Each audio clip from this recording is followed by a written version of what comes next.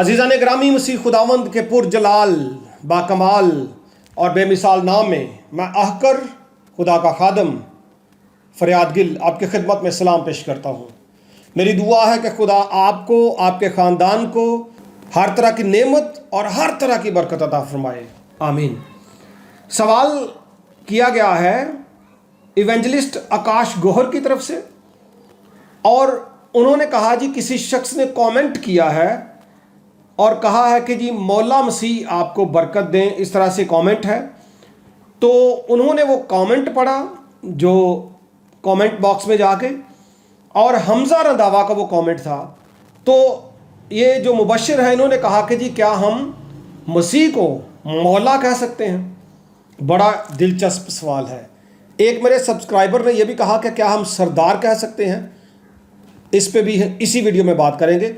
और एक और भी टर्म इस्तेमाल की जाती है सैयद या सैयदना, तो क्या हम ये कह सकते हैं? ये सारी इस्तिलाहात जो हैं हम आज की वीडियो में इस पे बात करेंगे। आपसे हस्बे मामूल रिक्वेस्ट करूँगा कि अगर अभी तक आपने सब्सक्राइब नहीं किया तो सब्सक्राइब ज़रूर कीजिएगा, यही आपकी तरफ से मोहब्बत होती है। और लिंक को जब आप शेयर कर देते हैं तो ये खिदमत में आप हिस्सेदार बन जाते हैं। ओके जी, कमेंट और लाइक भी किया करें, बहुत शुक्रिया। आइए आगे बढ़ते हैं। तो सबसे पहले जो लफ्ज़ मौला है उसकी तशरीह जान लेते हैं, उसके मीनिंग जान लेते हैं। नसीमुल लुगात, जो मेरे पास डिक्शनरी पड़ी है, फ़िरोज़ुल लुगात मैंने देखी और नसीमुल लुगात, बामुताबिक इन उर्दू लुगात के इसका जो मतलब है लफ्ज़ मौला का, इसम मौला का, ये अरबी ज़बान का लफ्ज़ है, हालत के लिहाज से मुज़क्कर है, और इसका जो मतलब है वो है हाजत रफ़ा करने वाला, आका, मालिक, दोस्त या हमायती। ये तमाम तरह के मीनिंग्स आते हैं। इसके साथ ही ये ग़ुलाम के मानी में भी इस्तेमाल किया जाता रहा है अरब में, क्योंकि अरबी ज़बान का लफ्ज़ है। अरब में जो कदीम वक्त में, आजकल भी होंगे, लोग ग़ुलाम रखा करते थे, इंसानों को ग़ुलाम बनाते थे। तो उन ग़ुलामों को, जैसे मैं ग़ुलाम कह रहा हूँ, वो मौला कहते थे। लेकिन ये बात भी आपको याद रखनी चाहिए कि जो बयान करने वाले की इंटेंशन है वो किस तरह से उसको बयान कर रहा है, ये ज़्यादा ज़रूरी होता है। एक लफ्ज़ कई मानी देता है, आप इस बात से बखूबी वाकिफ़ होंगे। तो इंटेंशन जिन लोगों की, आम तौर पर जिसने ये रंधावा ने लिखा या और लोग जो हमारे दीगर मज़हब में, इस्लाम में इस्तिलाह इस्तेमाल करते हैं खुदा के लिए मौला या मौला अली के लिए, तो वो आप समझ सकते हैं कि वो पहले जो मैंने मीनिंग बताया, आका, मालिक या हाजत रफ़ा करने वाला या हमदर्द या हमायती, इस सेंस में उसको इस्तेमाल करते हैं। अब यह है कि क्या मसीह के लिए इस्तिलाह इस्तेमाल हो सकती है? हो सकती है जी, इसमें कोई बुराई नहीं है। और अगर आप देखें, मीनिंग मैंने बताए, अगर आप देखें तो खुदावंद जो इस्तिलाह है मसीह के लिए अहद जदीद में आम तौर पर इस्तेमाल हुई है, अहद अतीक में भी ये आम इस्तेमाल हुई है, लेकिन न्यू टेस्टामेंट में ख़ास तौर पर मसीह खुदावंद के लिए ये बहुत ज़्यादा इस्तेमाल हुई है, खुदावंद की इस्तिलाह। तो खुदावंद को अंग्रेज़ी में ट्रांसलेट जो किया गया है वो लॉर्ड है, और उर्दू में उसका जो मतलब है वो आका और मालिक ही है। और हम भी इसको इसी सेंस में लेते हैं कि मौलूद मुक़द्दस पाकज़ात खुदावंद यस्सु मसीह आका और कायनात का मालिक है। इसी सेंस में हम उसको खुदावंद कहते हैं, या शागिर्द या दीगर लोग उसको खुदावंद कहते रहे। तो मीनिंग के एतबार से वो मिलता जुलता लफ्ज़ ही है। आप मसीह खुदावंद को मौला कह सकते हैं, इसमें कोई कबाहत नहीं है। सरदार भी कह सकते हैं।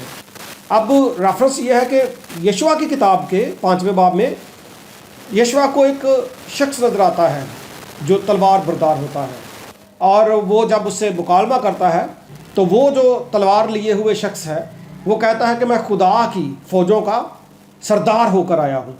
और वो जो शख्सियत थी, आम ख्याल है उलमा का, माहिरीन का, थियोलॉजियंस का, कि वो मसीह खुदावंद की कबल अज़ तजस्सम की एक अपीरेंस थी जो वहाँ पे वो आए। तो सरदार था वो खुदा की अफवाज का। सरदार की इस्तिलाह आमतौर पर दुनियादारी में अफसरों के लिए, चौधरियों के लिए इस्तेमाल की जाती है। हालांकि इसके मीनिंग हाकिम के भी हैं। हाकिम में अगर इसको लें तो हाकिम खुदावंद यीशु मसीह है, और सरदार काहिन भी है, वो अजीम सरदार काहिन। तो इस तरह से मसीह खुदावंद को सरदार भी सफ़ाती नेम में शामिल किया जा सकता है, یہ بھی درست ہے۔ اور جو خداوند کی اصطلاح ہے اس کو عربی میں جو اگر آپ پڑھیں عربک بائبل تو جو ٹرانسلیٹ کیا گیا ہے عربک لوگوں کے لیے، تو متی 7ویں باب کی 22ویں آیت میں بتیرے اس دن یعنی کہ روز محشر جب انصاف ہو رہا ہوگا، مسیح کو کہیں گے میں نے تیرے نام سے بدروہیں نکالی، میں نے تیرے نام سے معجزات کیے، نبوتیں کی، کہیں گے اے خداوند، وہ ریفرنس جہاں پہ مسیح کہتا ہے کہ دفع ہو جو میں تمہیں نہیں جانتا، اس میں جب خداوند کے لیے عربک میں لکھا ہے یا رب، یہ حیرت انگیز طور پر خداوند کا ترجمہ انہوں نے رب کیا۔ اور پھر جہاں پہ کوڑی اس کو کہتا ہے کہ اے خداوند اگر تو چاہے تو مجھے پاک صاف کر سکتا ہے، وہاں پہ وہ جو لفظ ہے اس کے لیے سید یا سیدوں لکھا ہوا ہے تو ٹرانسلیشن میں، تو سید سے مراد جو ہے وہ بھی اسی طرح کے ہیں، امام، لارڈ یعنی خداوند، بزرگ، سربراہ، پیشوا وغیرہ ہی اس کے بھی انہی معنوں میں آتا ہے، تو سیدنا یا سید بھی کہا جا سکتا ہے۔ لینگویج میں جا کے تبدیلی ہو جاتی ہے، ٹھیک ہے، وہاں پہ ظاہر ہے جب آپ اس کو یہاں پہ پریسٹ کہیں گے ایک طرح سے فرض کریں تو دوسری زبان میں وہ امام کہیں گے، تو اس لیے وہ تبدیلی لینگویج میں جا کے ہو جاتی ہے۔ تو خاص طور پر اگر اس کانٹیکسٹ میں آپ بات کر رہے ہیں، ان کے ساتھ آپ بات کر رہے ہیں، ان کو تبلیغ کر رہے ہیں، تو پھر آپ خاص طور پر اس کانٹیکسٹ میں یا پس منظر میں ان اصطلاحات کا استعمال کر سکتے ہیں۔ اور مسیح خداوند کے شاگرد اس کو کہتے رہے اے خداوند، پطرس اس کو کہتا ہے خداوند، کنانی عورت اس کو کہتی ہے اے خداوند، بہت سارے لوگ اس کو اے خداوند، آقا، منجی، اس طرح کی اصطلاحات اس کے لیے استعمال کرتے رہے۔ اور جو لفظ ہے مولا، اس کا ایک معنی لیا جاتا ہے مشکل کشا، یعنی کہ مشکلات کو دور کرنے والا، مشکلات سے نکالنے والا، اس سینس میں بھی اس کو لیا جاتا ہے، اور اوبویسلی خدا کی ذات کے لیے بڑا سوٹیبل لفظ ہے یہ۔ تو اب سوال یہ ہے کہ مولود مقدس ذات پاک یسوع مسیح، کیا اس سے بھی بڑا کوئی مشکل کشا ہے؟ کیا خیال ہے؟ تاریخ اٹھا کے دیکھیں، کوئی ایک مذہب نہیں، سب مانتے ہیں، مذاہب تو مانتے ہیں، دیگر لوگ بھی مانتے ہیں بہت سارے۔